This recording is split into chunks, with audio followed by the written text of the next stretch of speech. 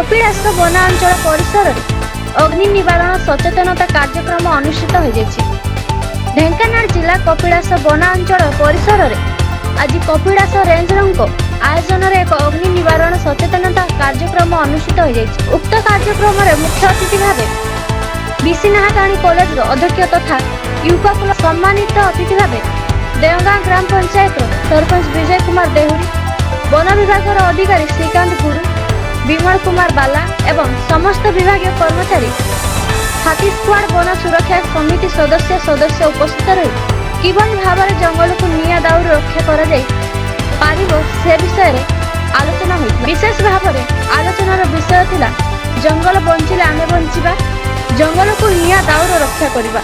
उक्त कार्यक्रमटी को एफएमयू कोऑर्डिनेटर विश्वम्बर महापात्र परिचालना करथिले। वनरक्षी वेणुधर बेहेरा धन्यवाद अर्पण करथिले। श्री विजय कुमार देहुरी, सरपंच देवा ग्राम पंचायत।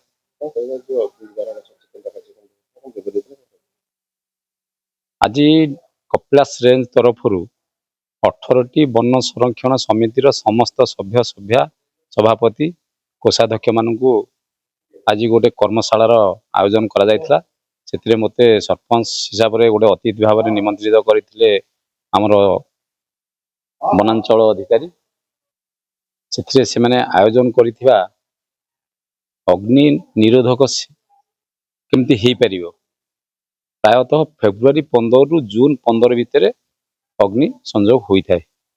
केमती उपाय आम प्रतिरोध कर गोटे कर्मशाला चली से कर्मशाला अनेक अभिज्ञ लोक विभिन्न प्रकार मत देते। प्रत्येक वन्य संरक्षण समितिर सभापति माने बहुत मत देते, मूल्यवान मत। से मत को आम समस्ते पाथेय करी केमती 26-27 मसीहा आम प्रस्तुत रहा तारी पर एक कार्यक्रम चली। विशेषकर मुझे अनुभव कर पारि विगत दिन में अनुभूत थिबा वन संरक्षण समितिर सभापति मानकर वार्तारू जे से 100% चेष्टा करिसेंती एवं आगामी दिन में से प्रकार प्रचेषा करी केमती जंगल रे अग्नि न लागिवो तापई से गोटे प्रतिश्रुतिबद्ध आज होती। एवं आज आमर मुख्य अतिथि भाव में आपंकर नाहाकाणी कॉलेज प्रकृति बंधु उपाधि पाई प्रोफेसर सार आसी आम गहन पहुंचती। सी भी तांकर वक्तव्य रखिए और मोर जी अनुभूति थिला मुझे प्रकाश करी निजे कही जिते कपिलास रेंज नाला षडंगी रेंज थिला से षडंगी रेंज माध्यम प्रथम वन संरक्षण समिति बोधे विश्वनाथपुर थिला। से दिन ठारू विश्वनाथपुर वन संरक्षण समितिर समस्त सभ्य सभ्या सभापति एवं कोषाध्यक्ष आप्राण उद्यम कर जंगल टी बहुत उन्नति करिसेंती एवं जहाँ आवश्यकता जिते कर आज सभा धन्यवाद देछि। गोटे कथा मुझे उत्थापन करी आज तो कर्मशाला कहवा उचित नुह। एठी आमर गोटे गोटिकिया हाथी बहुत उपद्रव करुछि।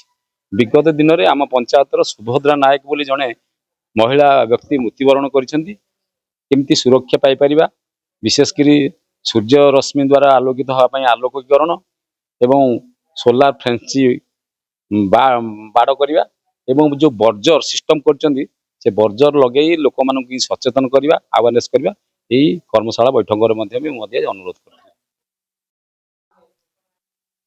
मो ना श्रीकांत गुरु, फॉरेस्टर चटियार सेक्शन।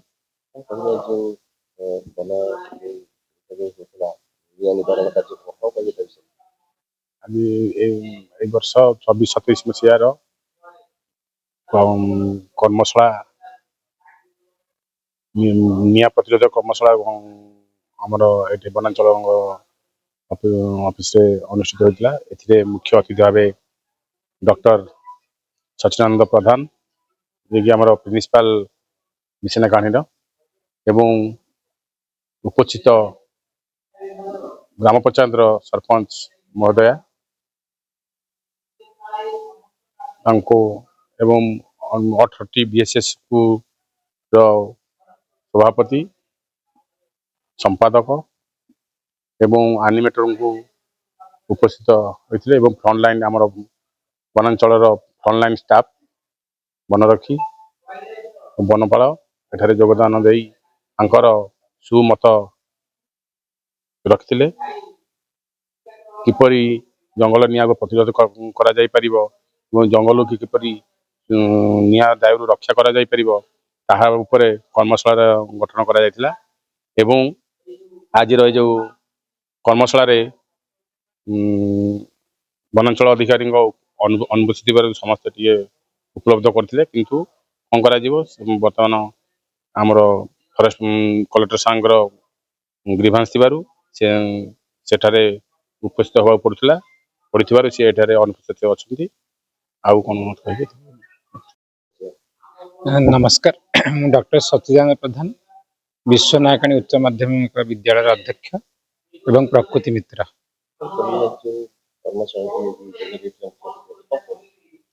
ଇଏ ଜଙ୍ଗଲ ପରିବେଶ ଜଳବାୟୁ ପରିବର୍ତ୍ତନ ବିଭାଗର ଏକ ଧାରାବାହିକ କାର୍ଯ୍ୟକ୍ରମ ଜନସଚେତନ କରିବା ଏବଂ ସମସ୍ତ କର୍ମଚାରୀମାନଙ୍କୁ ଏହି କାର୍ଯ୍ୟକୁ ନିୟୋଜିତ କରି ଫରେଷ୍ଟ ଫାୟାରକୁ ରୋକିବା, ଏହି ଉଦ୍ଦେଶ୍ୟରେ ଆଜି ଏଠି ମଧ୍ୟ କରାଯାଇଛି। ମୁଁ ଏଠି ଯୋଗ ଦେଇଛି, ମୋର ବକ୍ତବ୍ୟ ରଖି ନାହିଁ। ମୁଁ ସମସ୍ତଙ୍କର କଥା ଶୁଣୁଥିଲି ଯେ ଏଠି ଜଣାପଡ଼ିଲା ଭଲ କୋଅପରେସନରେ ସେମାନେ କାମ କରୁଛନ୍ତି।